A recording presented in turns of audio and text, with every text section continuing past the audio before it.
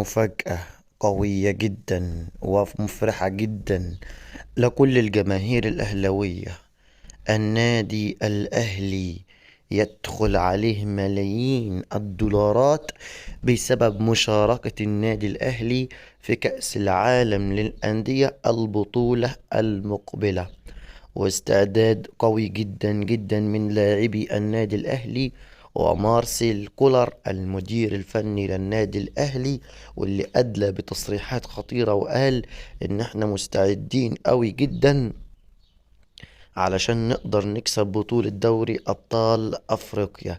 نادي الترجي التونسي مرعوب خايف جدا جدا جدا من النادي الأهلي، وجمهور الترجي كله معترف بكده، ان النادي الاهلي نادي كبير ونادي نهائيات وبيقدر يكسب البطولات بكل سهولة، وبيقدر يمشي المباراة على مزاجه. فالخوف والرعب آيد عند جمهور الترجي التونسي.